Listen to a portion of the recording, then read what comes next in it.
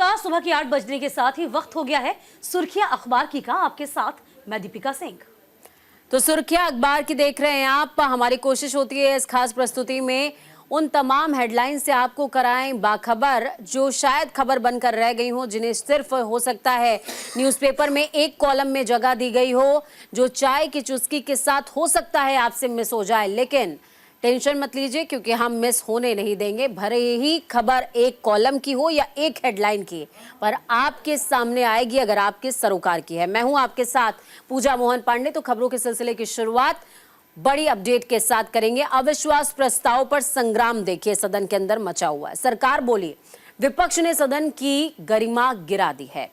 किरण रिजिजू ने बयान दिया, किसान का बेटा उपराष्ट्रपति, हम उनके साथ खड़े हैं। तो वहीं खड़गे का बयान भी इस पर सामने आया है। देखिए, आसन की शुचिता और सदन की गरिमा के लिए नोटिस दिया गया है। राज्यसभा में सभापति के खिलाफ विपक्ष खेमे ने अविश्वास प्रस्ताव लाने का नोटिस दिया। भारतीय संसद के इतिहास में यह पहला मौका होगा जहां राज्यसभा में किसी सभापति के खिलाफ अविश्वास का नोटिस आया हो।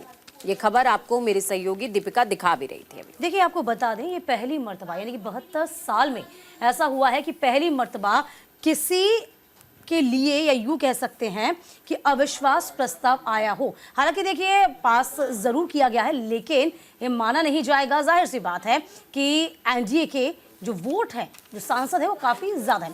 बहरहाल खबरों को बताते हैं। अविश्वास प्रस्ताव पर संग्राम। सरकार बोली, विपक्ष ने सदन की गरिमा को गिरा दिया है। किरण रिजिजू ने कहा, किसान का बेटा उपराष्ट्रपति है, हम उनके साथ हमेशा की तरह आज भी खड़े हुए हैं। खड़गे ने कहा, आसन की शुचिता व सदन की गरिमा के लिए ये नोटिस जारी किया गया था। तो सरकार की प्रवक्ता के रूप में काम कर रहे हैं धनखड़, ये खड़गे ने बड़ी बात कही। खड़गे ने आरोप लगाया कि सभापति धनखड़ सरकारी प्रवक्ता के रूप में काम कर रहे हैं। वह सत्ता पक्ष और प्रधानमंत्री की तारीफ करते रहते हैं। सवाल मंत्रियों से पूछा जाता है तो जवाब वो दे देते हैं।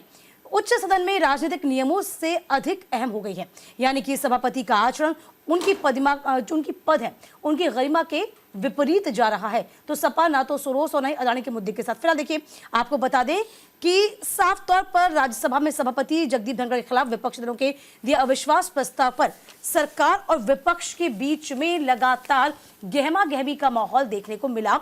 और यही कहा गया सत्ता पक्ष की ओर से। देखिए, पहली मर्तबा है जब इस तरह की कारगुजारी विपक्ष की ओर से की गई हो। विपक्ष लगातार यही कह रहा है कि देखिए, हम बोलना चाहते हैं, लेकिन खड़गे यही कह रहे हैं कि लगातार जगदीप धनखड़ हमको बोलने नहीं दे रहे। एक प्रवक्ता के तौर पर वो काम करते हैं, जो बिल्कुल भी नागवार हमें गुजर रहा है। आपको याद होगा, देखिए, मौजूदा समय में तो 18वीं लोकसभा चल रही है।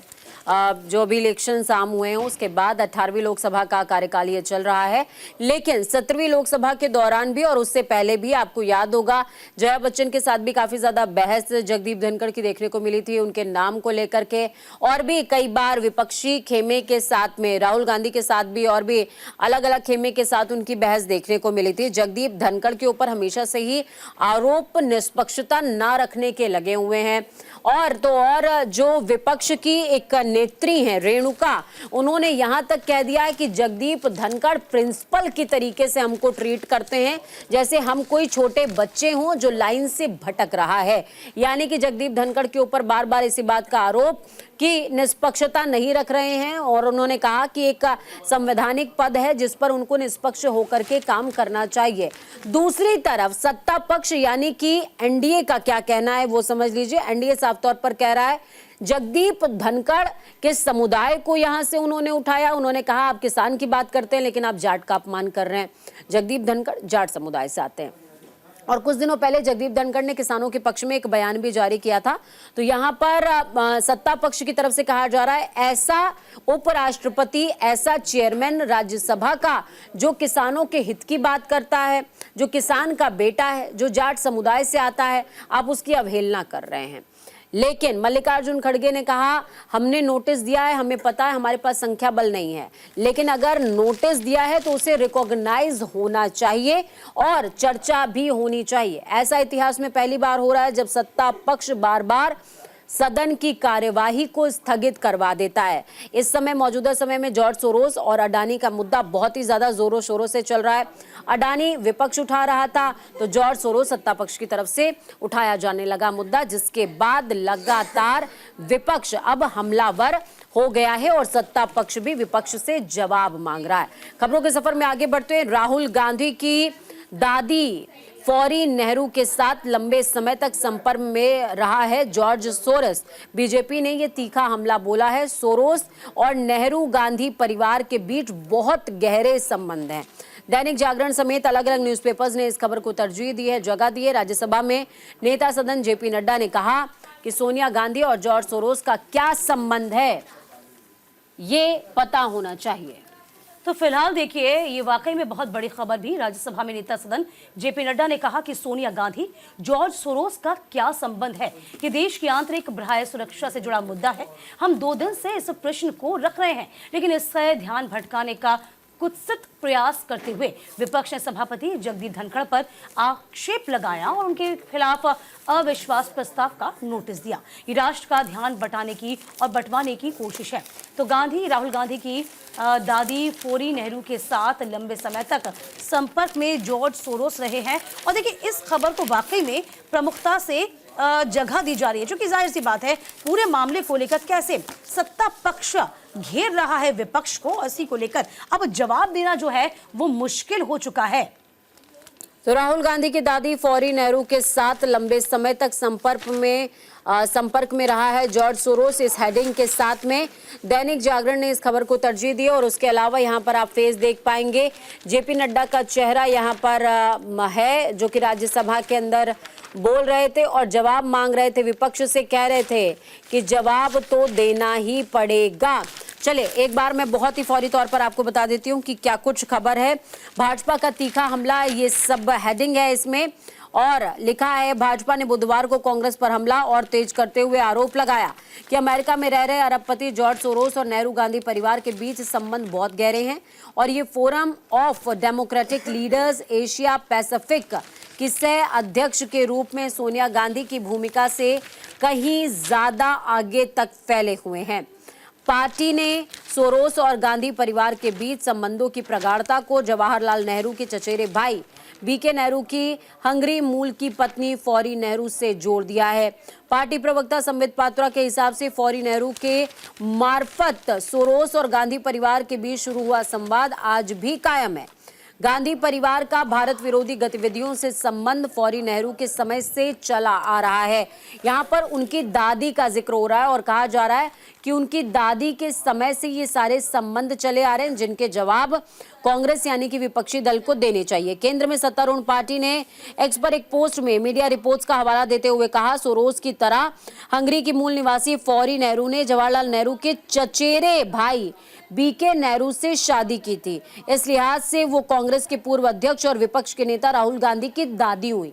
उनसे संबंध बता रहे हैं संबित पात्रा और कह रहे हैं संबंध अभी के नहीं है, संबंध बहुत पुराने हैं। उसके बाद इन्होंने सोनिया गांधी को कनेक्ट किया है इसमें और लगातार वो जिक्र तमाम चीजों का कर रहे हैं और कह रहे हैं संबंधों का खुलासा तो होना ही चाहिए। और जाहिर सी बात है इस मुद्दे को लेकर इसलिए भुनाने की कोशिश की जा रही है कि लगातार अडानी का मुद्दा विपक्ष उठा रहा है, राहुल गांधी ने उठाया। साफ तौर पर सत्ता पक्ष ने कहा कि आप ये भी तो बताइए, राष्ट्र विरोधी गतिविधियों में आप संलिप्त हैं, यानी कि जो बाहरी ताकतें हैं आप उनको ज्यादा सपोर्ट कर रहे हैं और देश का नाम आप लगातार खराब कर रहे हैं। इसीलिए सोरोस का जो मुद्दा है वो बेबाकी के साथ उठाया जा रहा है। हालांकि कांग्रेस बहुत चीजें दबी जबान में मना भी करी है और देखिए सामने तौर पे साफ तौर पे कांग्रेस अभी के पूरा एक्शन लेने के मोड में नहीं आई है, लेकिन कहीं ना कहीं सत्ता पक्ष को पता है कि कहीं ना कहीं खामी है, दाल में कुछ काला है, इसीलिए कांग्रेस कुछ सामने आने से बच रही है या इस पूरे मुद्दे पर अपनी बात रखने से बाज नहीं आ रही। चल खैर, बहरहाल खबरों में आगे बढ़ जाएंगे।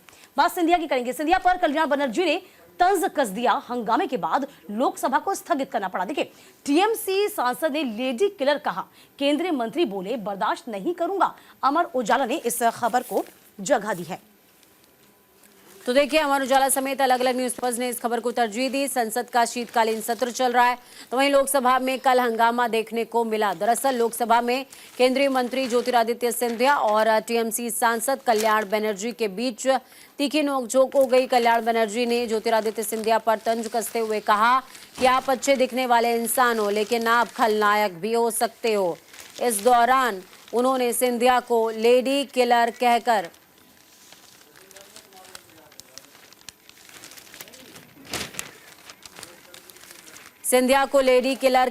संबोधित कर दिया, जिस पर सिंधिया नाराज हो गए।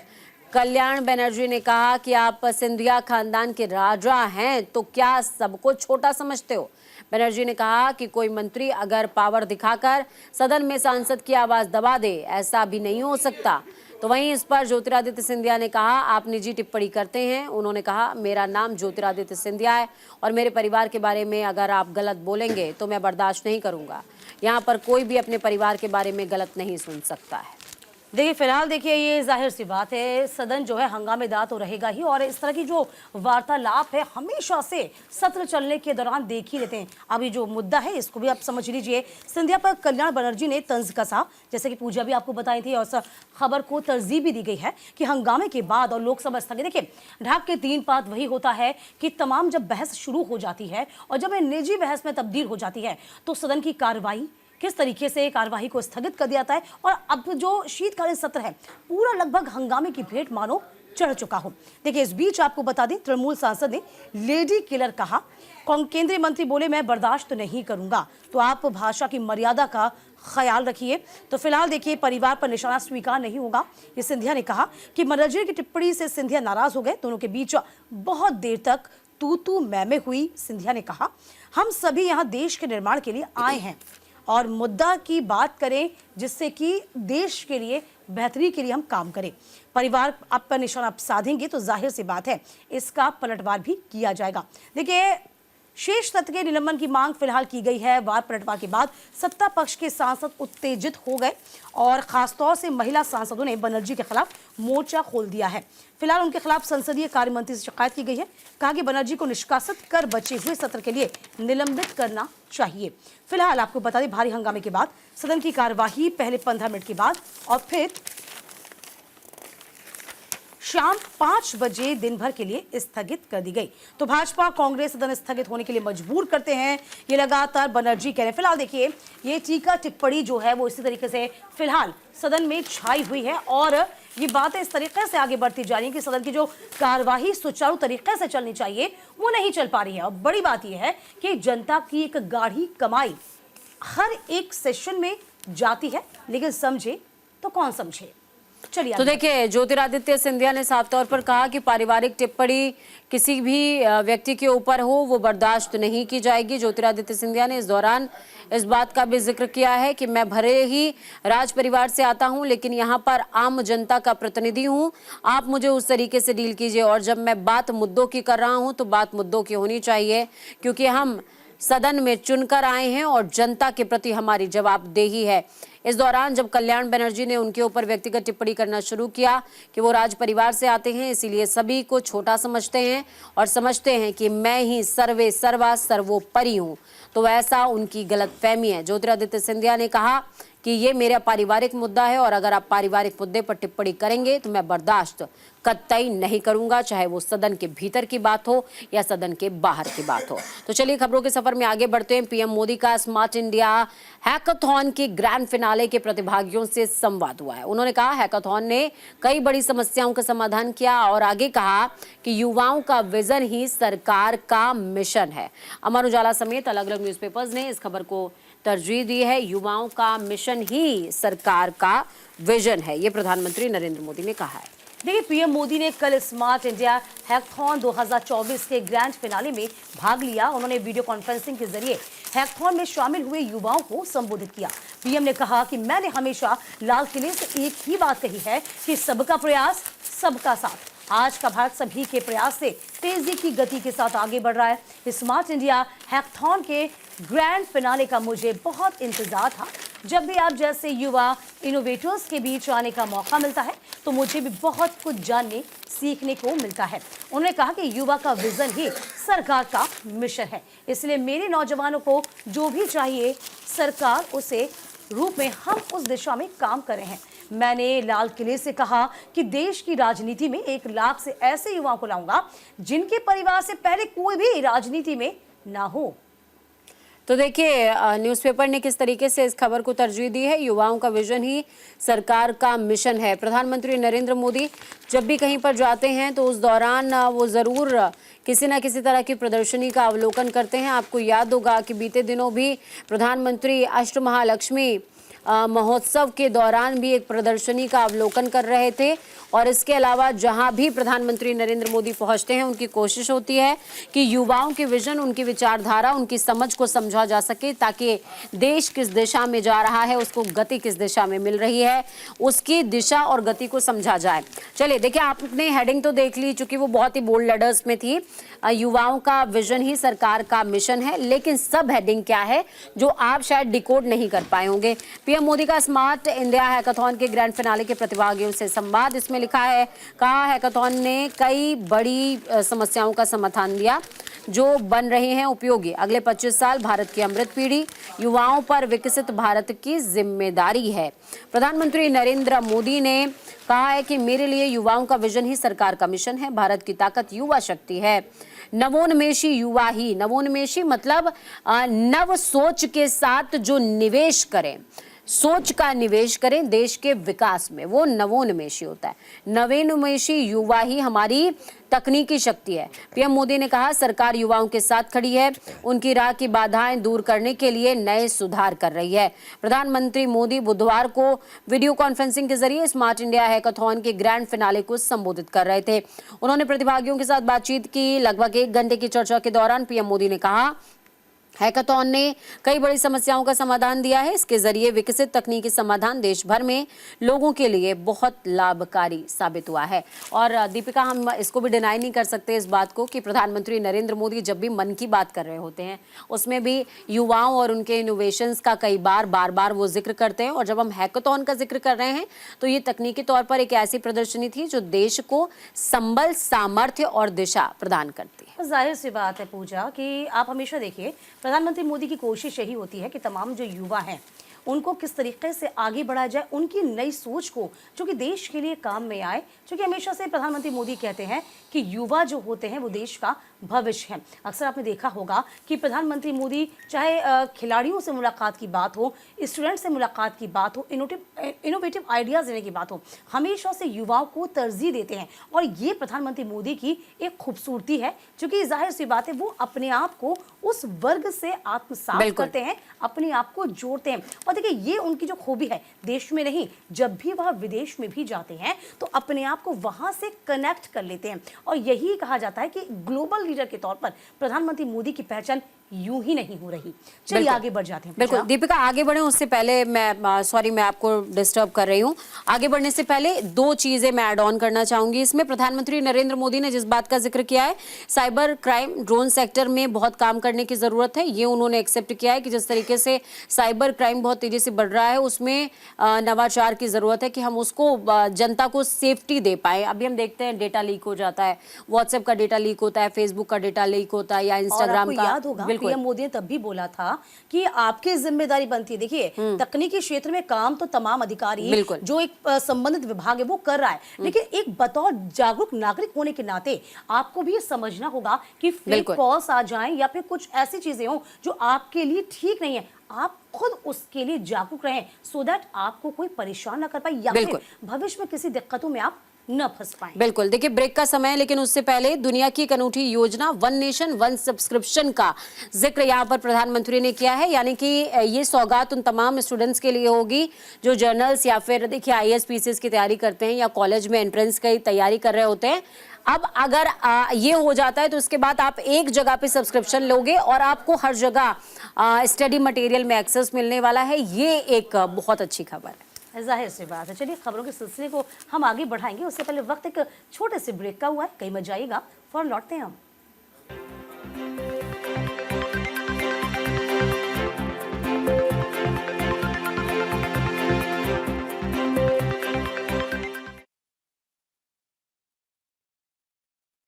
ब्रेक के बाद एक बार फिर से आप सभी का स्वागत है। कांग्रेस से गठबंधन का जिक्र जरूरी हो जाता है क्योंकि देखिए कांग्रेस से गठबंधन नहीं, दिल्ली में अकेले चुनाव लड़ने वाली है आम आदमी पार्टी।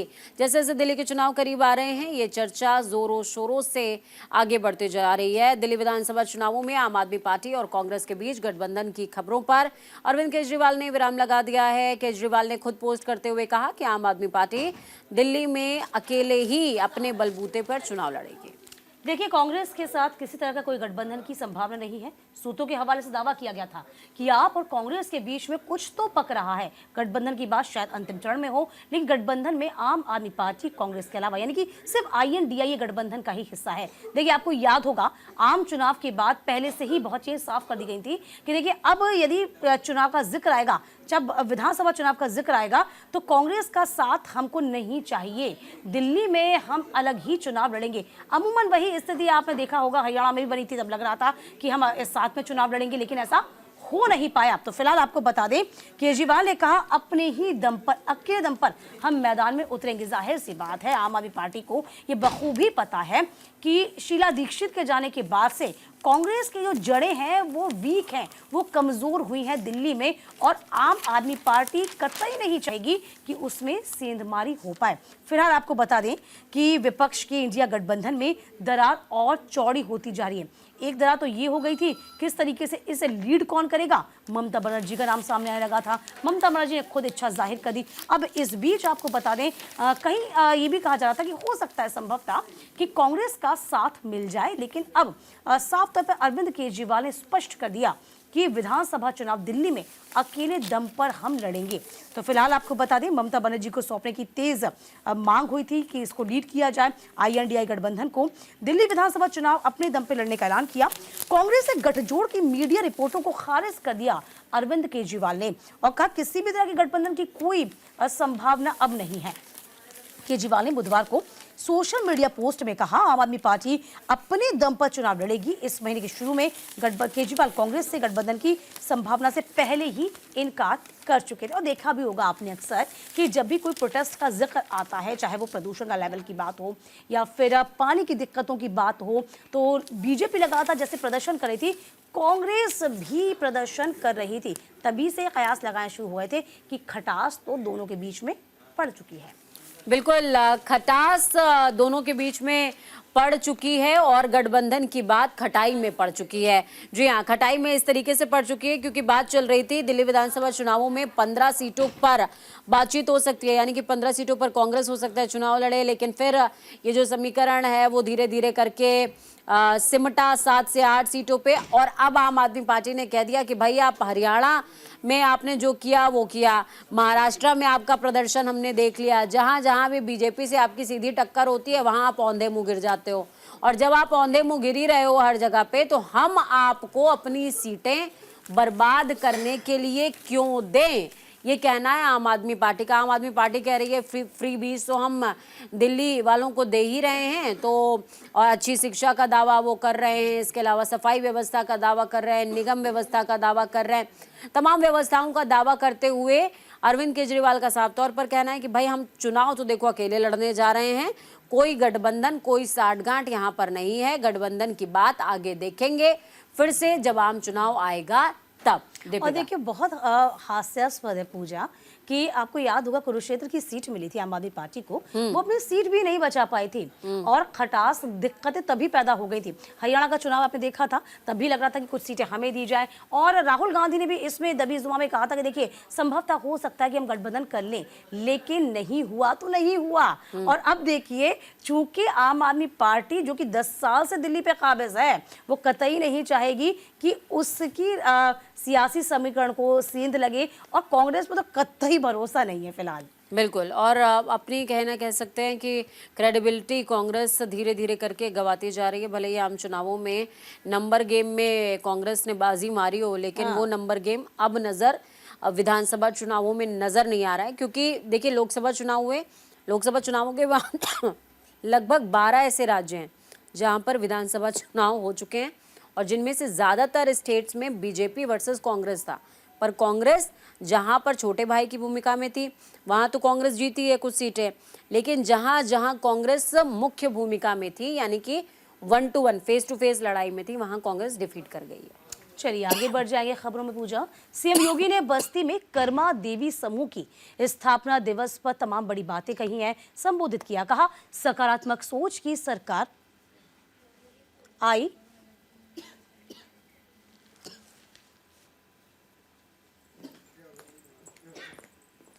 तो देखिए सकारात्मक सोच की सरकार आई तो मुंडेरवा में चीनी मिल शुरू हुई है।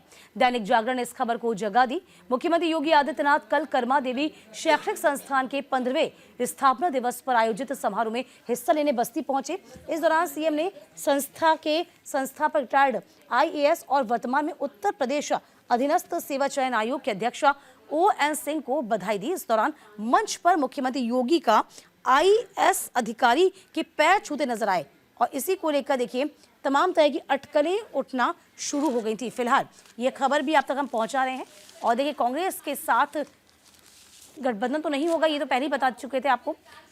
पूर्व की सरकार ने पूर्वांचल की प्रतिभा की धार को कुंद कर दिया है। देखिए सीएम योगी आदित्यनाथ ने कर्मा देवी समूह की स्थापना दिवस पर ये बड़ी बातें कही कि देखिए धार को कुंद कर दिया गया है और इसको अब बर्दाश्त नहीं किया जाएगा। देखिए इस खबर को दैनिक जागरण ने जगह दी है, इस खबर को आप तक पहुंचाते भी हैं हम। तो फिलहाल देखिए कर्मा देवी समूह के स्थापना दिवस पर संबोधित किया। सकारात्मक सोच की सरकार आई तो मुंडेरवा में चीनी मिल शुरू हो जाएगी। देखिए और इस खबर को थोड़ा डिटेल में और बता देते हैं हम। मुख्यमंत्री ने बस्ती कर्मा देवी समूह की स्थापना दिवस पर तमाम संबोधित किया था। कहा सकारात्मक सोच की सरकार आई तो मुंडेरवा में चीनी मिल शुरू हुई। देखिए मुख्यमंत्री योगी आदित्यनाथ ने कहा बस्ती को बस्ती कहूं काको कहूं उजाड़ की सोच में व्यापक बदलाव आया है। कहा कि सरकारों पर पूर्वांचल की प्रतिभा की धार को कुंद करने का आरोप लगा। देखिए पूर्वांचल को हमेशा से विकास की राह हमेशा से पूर्वांचल जोड़ रहा है। और देखिए इसी को लेकर सीएम योगी आदित्यनाथ ने कहा कि पहले भी पूर्वांचल को ठगा जा रहा था और आज हम कोशिश यही करेंगे पूर्वांचल को और हम विकसित बनाएं। देखिए उन्होंने कहा कि कटघरे में खड़ा किया तमाम विपक्षियों को, कहा कि 50 वर्ष पहले इसका विकास हो जाना चाहिए था जो अब तक नहीं हुआ। 50 वर्ष के बाद यहाँ के युवाओं को पलायन के लिए मजबूर किया गया। यहाँ की समृद्ध यहाँ की जो तमाम पहले सरकारें रही थी वो समृद्धि में बाधक रही हैं। बुधवार को बस्ती में कर्मा देवी समूह को ये सोच में कहा कि देखिए लगभग 2 दशक से मुंडेरवा चीनी मिल के किसानों की गोलियों से भूनकर हत्या कर दी गई थी। सकारात्मक सोच की सरकार आई तो मुंडेरवा में चीनी मिल वापस से स्थापित की जाएगी। यानी कि लब्बो लुबाब ये कि पूर्वांचल को विकसित करना है। सीएम योगी आदित्यनाथ ने आरोप लगाया कि देखिए जो सरकारें पहले थी वो पूर्वांचल को सिर्फ ठगा ही कर रही थी, उसके साथ ठगी कर रही थी। बिल्कुल देखिए योगी आदित्यनाथ ने सीधे तौर पर यहाँ पर आरोप लगाया कि पूर्वांचल को हमेशा से ही वोटों का अड्डा समझा गया। पूर्वांचल में आप मऊ क्षेत्र देख लीजिए, वाराणसी के आसपास का क्षेत्र देख लीजिए या फिर बस्ती बहराइच फैजाबाद, इन तमाम क्षेत्रों को देख लीजिए। इन तमाम क्षेत्रों के अंदर किस तरीके से क्राइम की जड़ें और ज्यादा स्ट्रांग होती जा रही थी। फिर उसके बाद जब योगी आदित्यनाथ का शासनकाल शुरू होता है उस दौरान वो क्या करते हैं, उन्होंने एक लिस्ट प्रिपेयर करी जिसमें बार बार आरोप लगे कि ब्राह्मणों को टारगेट किया जा रहा है, बार बार आरोप लगे कि क्षत्रियों को टारगेट किया जा रहा है, फिर आरोप लगे यादवों को टारगेट किया जा रहा है। लेकिन फिर खुले तौर पर बीजेपी ने लिस्ट जारी करी कि हमने देखिए इतने जो गैंगस्टर्स हैं उनकी लिस्ट बनाई है, इनको या तो पकड़ा जाएगा या इनका एनकाउंटर किया जाएगा। अगर मुठभेड़ होती है तो एनकाउंटर हो जाएगा या तो इनको पकड़ा जाएगा। धीरे धीरे करके पूर्वांचल से ग्रसित इन तमाम क्षेत्रों को जो कि अपराध से ग्रसित थे उनको मुक्त कराया गया और उसके बाद अब भविष्य के लिए काम होगा। आपको याद होगा कि गोरखपुर के करीब ही नेपाल से सटा हुआ एक क्षेत्र है मनगवा। मनगवा के आसपास जो क्षेत्र आता है वहां पर योगी आदित्यनाथ ने इतना ज्यादा डेवलपमेंट कराया है जिसके बाद वहां के लोग अब योगी आदित्यनाथ को बहुत ज्यादा मानते हैं और उनका कहना है कि हमारे लिए तो भगवान तुल्य हैं। और ऐसे ही कई ऐसे गांव हैं जो वहां के विधायकों ने गोद लिए हैं और उनका डेवलपमेंट भी अब शुरू हो रहा है। यानी कि पूर्वांचल की मुखरता का जिक्र यहाँ पर योगी आदित्यनाथ ने किया है और संथाली समेत तमाम भाषाओं के उद्भव का भी यहाँ पर उन्होंने जिक्र किया है। चलिए खबरों के सफर में आगे बढ़ते हैं। अब सिसोदिया यानी कि मनीष सिसोदिया को हफ्ते में 2 बार पुलिस के सामने पेश नहीं होना होगा, ये सुप्रीम कोर्ट में कहा गया। अमर उजाला समेत अलग अलग न्यूज़पेपर्स ने इस खबर को तरजीह दी है। दिल्ली विधानसभा चुनाव से पहले आम आदमी पार्टी नेता मनीष सिसोदिया को सुप्रीम कोर्ट ने बड़ी राहत दी है। कोर्ट ने सिसोदिया को जमानत की शर्तों में बड़ी छूट दी। दिल्ली के पूर्व मंत्री रहे मनीष सिसोदिया को अब हफ्ते में 2 बार पुलिस स्टेशन जाने की जरूरत नहीं होगी। सिसोदिया ने जमानत की शर्त में ढील देने के लिए सुप्रीम कोर्ट में अर्जी दायर की थी। शर्तों के मुताबिक सिसोदिया को हफ्ते में 2 बार पुलिस स्टेशन जाने की जरूरत हुआ करती थी, लेकिन अब सुप्रीम कोर्ट से उनको सुप्रीम राहत मिल गई है। देखिए, तमाम अखबारों ने अलग अलग तरीके से इस खबर को छापा है। यहाँ पर अमर उजाला की कटिंग में आप तक पहुँचा रही हूँ।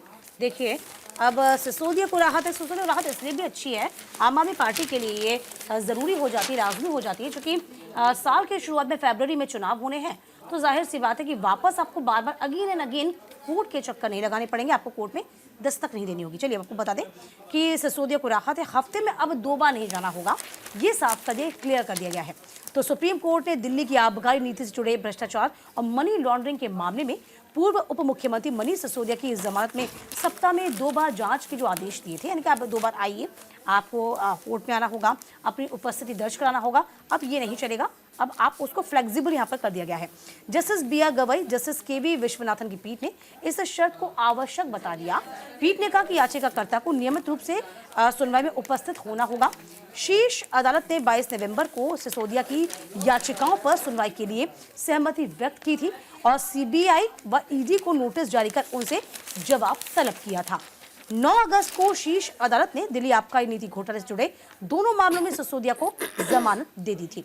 अदालत ने कहा था कि बिना किसी सुनवाई के 17 महीने की लंबी कैद में उन्हें त्वरित सुनवाई के लिए अधिकार से वंचित कर दिया गया। शीर्ष अदालत ने कुछ शर्तें लगाई थी और इसमें सिसोदिया को हर सोमवार बृहस्पतिवार को 10 से 11 बजे के बीच में जांच अधिकारी को रिपोर्ट करना तब शामिल था, जिसमें अब फ्लेक्सिबिलिटी कर दी गई है। सिसोदिया के वकील अभिषेक मनु सिंघवी ने 22 नवंबर को सुनवाई के दौरान तर्क दिया था कि 60 बार जांच अधिकारियों के सामने पेश हो चुके हैं, जिससे अब उनको दिक्कतें हो रही हैं और आप थोड़ा फ्लेक्सिबल भी इसलिए कीजिए क्योंकि हम आपको लगातार ये बोल रहे हैं कि विधानसभा चुनाव नजदीक है, विधानसभा चुनाव फरवरी में होने वाले हैं। इसको लेकर ये कहीं ना कहीं आम आदमी पार्टी के लिए एक राहत की खबर मानी जा सकती है। बिल्कुल राहत की खबर मानी जा सकती है। और दूसरी तरफ देखिए, ईडी को खुला चैलेंज कर दिया है मनीष सिसोदिया ने। उनके खिलाफ भी पिटीशन मनीष सिसोदिया ने दायर की थी।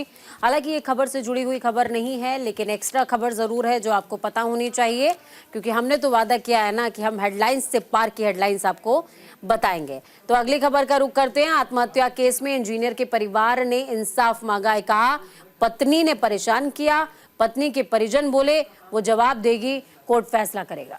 तो जाहिर सी बात है कि ये जो पूरा मामला है, जिसने अब सोचने के लिए मजबूर कर दिया है कि क्या अब ऐसा कानून भी बनना चाहिए जो लोगों को, यानी कि जो पुरुष हैं उनकी मानसिक स्थिति को समझे। तो बेंगलुरु में एआई इंजीनियर अतुल सुभाष की खुदकुशी मामले में 4 लोगों पर एफआईआर दर्ज हुई है। एफआईआर में अतुल की पत्नी निकिता सिंघानिया, सास निशा सिंघानिया, साले अनुराग सिंघानिया और चाचा ससुर सुशील सिंघानिया का नाम इसमें शामिल है। अतुल मूल रूप से यूपी के जौनपुर के रहने वाले थे, बेंगलुरु में नौकरी करते थे। बेंगलुरु पुलिस जांच में सिलसिलेवार मैं आपको बता दें बुधवार रात जौनपुर भी पहुंची। बेटे की सुसाइड की खबर आने के बाद मां ने बुधवार को मीडिया से बातचीत की। मां ने कहा मेरे बेटे को प्रताड़ित किया गया था, वो कहकर रोने लगी। इसके बाद बेहोश होकर जमीन पर गिर गई। पास में खड़ी पति ने उन्हें संभाला। अतुल ने 1 घंटे 20 मिनट का वीडियो जारी किया था। इसमें उन्होंने अपनी आप बीती बताई थी। अतुल ने यह भी कहा था कि अगर उन्हें प्रताड़ित करने वाले बरी हो जाए तो अस्थियां कोर्ट के बाहर गटर में बहा दी जाए। देखिए, आत्महत्या करने वाले इंजीनियर की पत्नी और ससुरालियों पर केस हाईकोर्ट ने भी लिया संज्ञान।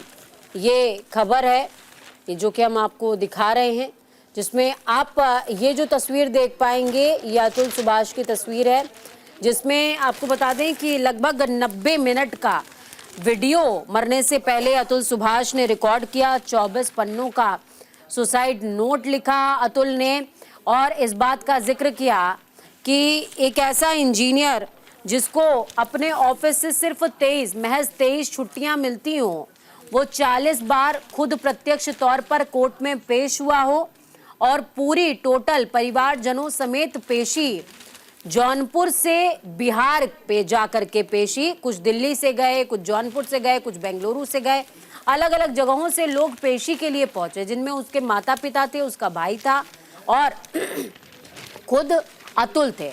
120 बार पेशी का जिक्र किया, कहा 40 लाख रुपए दे चुका हूं, हर महीने 40,000 रुपए मैं पे करता हूं। फिर भी जब कोर्ट में पेश हुआ तो उस दौरान पत्नी ने सीधे तौर पर मुंह पर कह दिया, मरे नहीं तुम अभी तक, आत्महत्या नहीं की तुमने।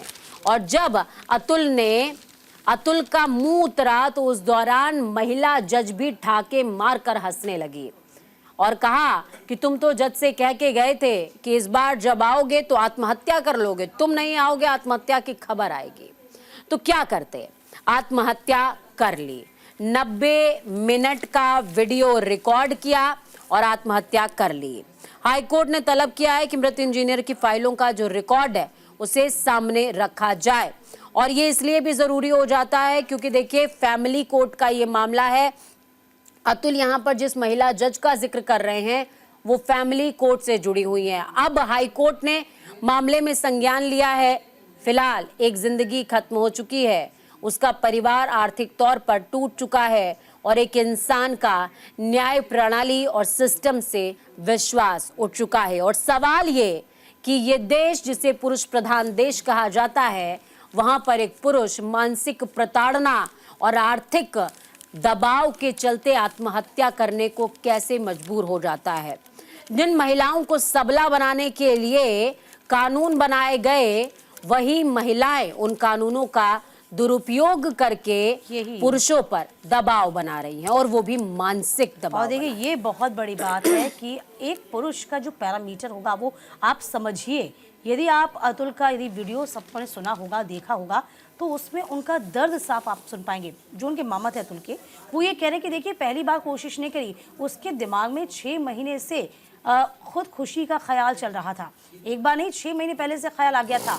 और ये बता दें आपको, सुभाष के मामा ने आरोप लगाया कि भतीजे को पैसे के लिए लगातार परेशान किया जा रहा था। केस वो हार रहा था जो उसकी पत्नी ने दायर किया था, एक केस छूटता दूसरा केस लगा दिया जाता। अप्राकृतिक तरीके से अपने पिता की मौत का आरोप भी यहाँ पर पत्नी निकिता ने अपने पति पर मढ़ दिया था। पत्नी बेटे के नाम पर उनसे पैसे की फिरौती मांगती, यानी पैसे की मांग करती थी। क्षमता के अनुसार बच्चे के भरण पोषण के लिए वो उसको पैसे 40,000 रुपये दे रहे थे, लेकिन उसकी मांग को बढ़ा दिया गया। उसके बाद 1 लाख रुपए कर दिया गया। इसके बाद आपको पता है पिछले 6 महीने से सुभाष के मन में ये स्थितियां चल रही थी। सुभाष देखिए साफ तौर पर ये भी कह दिया था कि देखिए मैं आगे भी कमाऊंगा, ऐसा नहीं है, मैं आगे भी कमाऊंगा, लेकिन मुझे आगे भी पैसा देना होगा। कब तक देना होगा ये नहीं पता। तो फिलहाल माँ ने जैसी बेटी की स्थितियाँ देखी वो फेंट हो गई, और वाकई में ये बहुत दुखद है। इसको लेकर सोचने की अब जरूरत आन पड़ी है।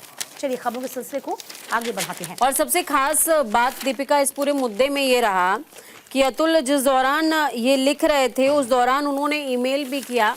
ईमेल उन्होंने प्रधानमंत्री को किया, सुप्रीम कोर्ट को किया, राष्ट्रपति को किया, सभी को ईमेल किया और कहा जिस दौरान आप ये मेल पढ़ रहे होंगे उस दौरान मैं मृत हो चुका हूँगा, यानी कि मेरी मृत्यु हो चुकी होगी। सोचिए किसी व्यक्ति का मानसिक स्तर क्या है।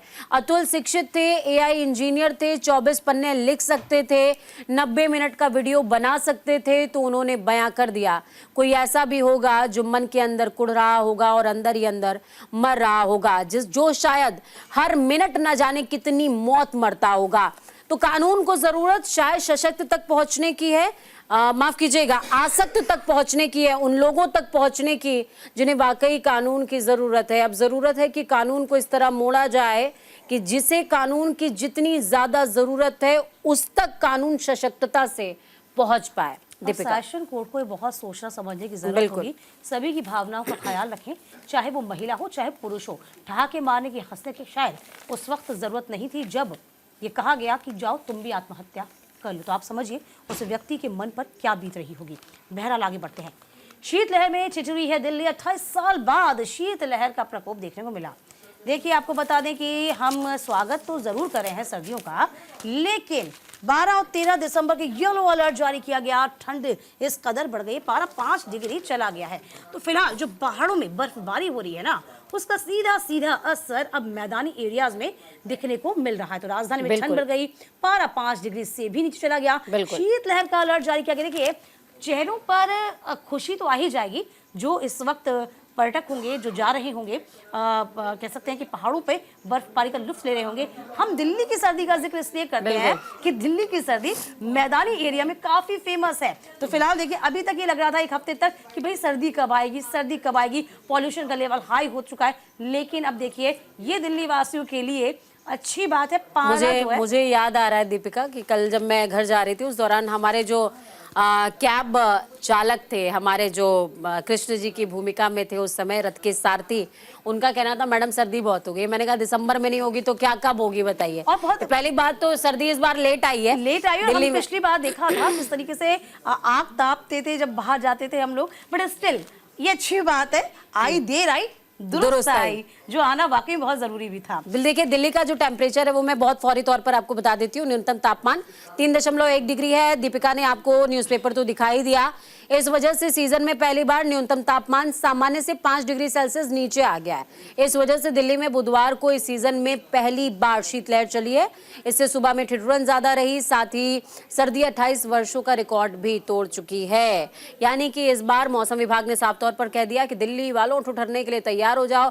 भले ही बहुत दिनों तक धूप का मजा ले लिया हो, लेकिन आपको अपने कोट ब्लेजर सब तैयार रख लेने चाहिए और इनर इस बार 2-2 हो सकता है पहनने पड़ जाए। अच्छा ये अच्छी बात है जो यहाँ पे मौसम विभाग कह रहा है कि दिल्ली में 12 और 13 दिसंबर को शीतलहर के साथ सुबह शाम रात के वक्त धुंध होगा, कोहरा होगा, स्मॉग होगा। लेकिन राहत वाली बात है कि दोपहर में आसमान साफ रहेगा। गुनगुनी धूप का जो लुत्फ आप उठाना चाहते हैं ना, वो उठा सकते हैं, उसके लिए भी तैयार रहिए। चलिए आगे बढ़ जाते हैं पूजा।